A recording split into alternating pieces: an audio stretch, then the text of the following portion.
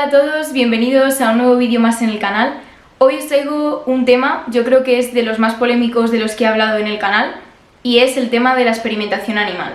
En este vídeo, aparte de dar mi opinión acerca del tema, me gustaría poner ciertos argumentos a favor y en contra de la experimentación animal, pues para que la gente que no sepa mucho de estos temas o no haya investigado mucho sobre ello, pues pueda tener una opinión formada del tema. También quiero señalar que en este vídeo no voy a hablar sobre la experimentación animal en la industria cosmética, puesto que considero que podrían utilizarse otros modelos de experimentación y no sería necesario utilizar animales, y desde mi punto de vista, sino que en este vídeo voy a tratar sobre la experimentación animal para el desarrollo de fármacos y el estudio de las enfermedades. En definitiva, el uso de animales en la ciencia.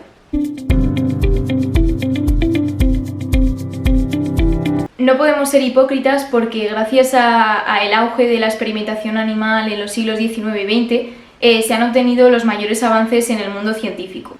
Por ejemplo, las vacunas. Las vacunas son uno de los descubrimientos más importantes del siglo pasado, y ha sido gracias a la experimentación animal. Gracias a las vacunas la especie humana sigue existiendo.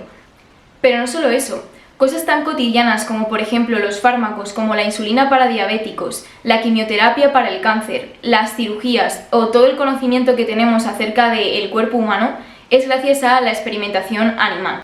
Y la pregunta es, ¿por qué necesitamos a los animales en ciencia? Pues bien, necesitamos a los animales en primer lugar porque hemos descubierto que los animales tienen muchísimas características, muchas características biológicas, metabolismo similar al ser humano, y es una forma en la que podemos probar la seguridad de las terapias que se desarrollan. Y además no solamente eso, sino que también podemos entender los procesos que ocurren dentro del ser humano gracias a la experimentación animal. Es decir, todo el conocimiento médico, científico que tenemos hoy en día es gracias a la experimentación con animales. Aunque también mucho de ese conocimiento se ha obtenido gracias a la disección post-mortem de los humanos. Pero ¿cuáles son las principales razones? En primer lugar, a la hora de desarrollar una terapia es necesario averiguar cuál es la dosis terapéutica, es decir, la dosis que produce la curación con el mínimo o la mínima cantidad de efectos adversos. Y para ello hay que realizar ensayos de toxicidad. Y esos ensayos de toxicidad se llevan a cabo en animales. Y es que si no existieran animales, tendríamos que probar estas terapias directamente en el ser humano, con lo que estaríamos poniendo en riesgo la vida humana. Y es verdad que este argumento puede sonar un poco especista, porque estamos poniendo por encima la vida de un ser humano que la de otra especie. Y en realidad es así. Pero no podemos ser hipócritas, porque a la hora de la verdad, cuando uno de tus familiares está enfermo, ¿qué es lo que tú querrías? ¿Que probasen directamente el medicamento en esa persona o que lo probasen antes en una rata? Aunque también os digo que los científicos, creedme que si pudieran prescindir de los modelos animales a la hora de la experimentación, lo harían. El problema es que hoy día no existe ninguna herramienta que pueda sustituir a esos modelos animales, aunque se están investigando. Pero de momento es la única opción viable que tenemos si queremos seguir viviendo de esta forma. La mayoría de las curas para las enfermedades o incluso las vacunas no existirían sin la experimentación en animales. ¿Y cuál es la principal razón por la que no se ha encontrado todavía ningún otro modelo que pueda sustituir a la experimentación animal? Y es que nos enfrentamos a un problema importante que ha sido la causa de que no se hayan podido desarrollar otros modelos que sustituyan a los modelos animales de la experimentación. Imaginaros que estamos diseñando una terapia, es decir, por ejemplo, inmunoterapia contra el cáncer. Estamos diseñando un anticuerpo que va a ir a la célula tumoral y la va a destruir. La inmunoterapia, de hecho, es el futuro del tratamiento del cáncer. De hecho, no siempre funciona, pero cuando funciona produce remisiones completas y los efectos adversos en comparación con la quimio o la radio son muy pocos. Pero bueno, imaginaros que tenemos que probar este anticuerpo y lo hacemos sobre un conjunto de células que forman un tumor, es decir, sobre un cultivo celular, sobre células aisladas, fuera del organismo. Y es que si nosotros hacemos esto, estamos quitando uno de los componentes más importantes a la hora de demostrar si una terapia va a ser factible o no. Como sabéis, los tumores en el cuerpo se las hacen para evadir al sistema inmune, es decir, intentan confundir al sistema inmune secretando un montón de sustancias que lo inhiben, como por ejemplo factores de crecimiento, hormonas, interleucinas. Todo este conjunto de compuestos se denomina el microambiente tumoral. Si probamos este anticuerpo directamente sobre las células, no estamos teniendo en cuenta cómo se podía comportar el tumor dentro del organismo y por lo tanto el hecho de que funcione, casi seguro que funciona, no es real, no es factible, no es reproducible en el ser humano. Por eso es importante probar este anticuerpo dentro de un organismo vivo, porque así nos va a enseñar cómo se va a comportar el tumor frente al fármaco y si de verdad ese fármaco es eficaz. Ahora mismo los modelos animales son algo de lo que no se puede prescindir y ojalá en un futuro se encuentren otras formas para la experimentación biomédica. Aún así, me pongo en el lado de los científicos lo difícil que debe de ser tener que sacrificar a muchos animales para conseguir mayor conocimiento para la ciencia y la medicina.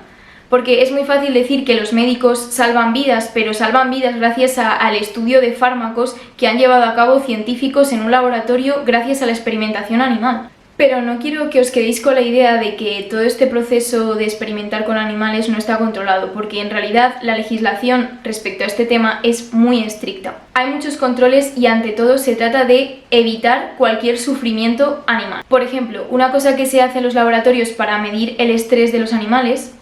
De hecho, el estrés de los animales no interesa porque cuando llevamos a cabo un experimento, el hecho de que un animal esté estresado va a afectar al experimento. Por lo tanto, no interesa estresar a los animales en ningún experimento. ¿Y cómo lo hacen para medir el estrés? Pues aparte de la observación del comportamiento de los animales, por otro lado, a través del pelo, por ejemplo, se puede medir la hormona del cortisol para saber en qué estado de estrés se encuentran. Cuando un científico quiere desarrollar un experimento, primero tiene que presentar este experimento, el modelo, a un comité ético. El comité ético es el que va a decidir si ese experimento se va a llevar a cabo o si, por el contrario, causa algún perjuicio al animal y no debería llevarse a cabo. ¿Y cómo decide este comité? Pues gracias a la regla de las 3 Rs. Igual que la regla de las 3 Rs del reciclaje, también existe una regla de las 3 Rs en experimentación animal. La primera regla es el reemplazo. Si puedo llevar a cabo ese experimento con otra cosa que no sea un modelo animal, como por ejemplo lo que hemos comentado, cultivos celulares, o un animal menos complejo, es decir, yo que sé, un microorganismo como por ejemplo una levadura, pues lo llevamos a cabo ahí. De hecho, muchos experimentos se llevan a cabo en moscas, mosquitos, levaduras. El segundo paso es la reducción.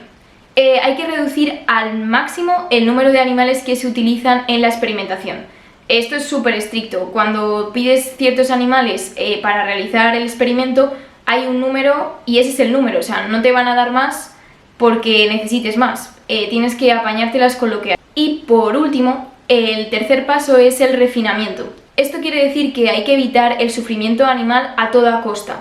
Y para ello se pueden llevar a cabo medidas como por ejemplo la anestesia, también pues eso, tener un personal cualificado y que sea respetuoso con los animales, eso es súper importante. El cambio de jaulas cada cierto tiempo y en el caso de que algunos animales desarrollan enfermedades, porque igualmente los animales en experimentación también son animales, pueden desarrollar enfermedades de otro tipo, como por ejemplo tumores, pues en esos casos habría que eutanasiarles. Y una cosa súper importante es evitar duplicaciones. Los científicos a la hora de llevar a cabo un experimento tienen que revisar lo que se ha hecho antes sobre ese tema para evitar duplicar el experimento, es decir, hacerlo otra vez, evitar sacrificar más vidas animales. Por eso toda la ciencia está documentada, toda la ciencia está escrita en papers porque necesitamos saber qué es lo que han hecho en otros laboratorios para evitar repetir el mismo experimento. O también, por ejemplo, identificar problemas con la dosificación a la hora de experimentar con los animales, es decir, ver si esta dosis es demasiado, pues no se va a volver a hacer el experimento con ese tipo de dosis. Es decir, en definitiva, gracias al conocimiento anterior que han hecho otras personas podemos afinar más los experimentos para evitar el sufrimiento animal. Y además, el hecho de tener un personal cualificado, que hemos dicho que es súper importante, nada más salir de la carrera tú no puedes experimentar con animales, necesitas tener un curso, de hecho creo que hay un curso de 1 año para poder llevar a cabo la experimentación con animales. Este curso te enseñan cómo evitar el sufrimiento animal, pues y aprendiendo a manejar de manera mucho más eficaz a los animales, aprendiendo a cogerles sin hacerles daño, todas esas cosas. Es muy importante que los científicos sean responsables y creedme que lo son más de lo que podéis pensar. Además, a la hora de llevar estos experimentos se tiene muy en cuenta el riesgo-beneficio, es decir, el riesgo que supone para el animal ese experimento y el beneficio que supondría para el conocimiento y para la humanidad. Y que estoy de acuerdo que los científicos deberían de trabajar más para desarrollar un modelo no animal para la experimentación, estoy de acuerdo. Creo que se podrían hacer muchos más esfuerzos para mejorar esta situación en vez de hacer como si nada y hacer la vista gorda. Pero una cosa que también es verdad es que no deberíamos de ser hipócritas, en vez de ponernos como locos con estos temas, deberíamos también pensar que hay muchísimas enfermedades humanas que se podrían evitar. Se podrían evitar de una manera tan sencilla como teniendo buenos hábitos de alimentación y hábitos de vida en general, un estilo de vida saludable. Muchas de las enfermedades que sufrimos actualmente, como por ejemplo la diabetes mellitus, la obesidad, la cirrosis, incluso el cáncer, muchas de estas enfermedades tienen uno de sus factores predisponentes o de riesgo son los hábitos de vida. Y creo que sería muy responsable por nuestra parte, en vez de tirar de un fármaco cada vez que nos encontramos mal o yo qué sé, intentar no enfermar, es decir, también es nuestra responsabilidad cuidar de nuestra salud y de nuestro estilo de vida para poder estar sanos y no tener que depender tanto de fármacos y del sistema de salud. Y bueno, ahí os dejo mi reflexión. Espero que os haya gustado el vídeo y me encantaría que comentarais sobre este tema porque la verdad es que es un tema bastante complejo. Entiendo que no de todos los gustos y bueno, me gustaría saber vuestra opinión, así que dejármelo en los comentarios y nos vemos en el próximo vídeo.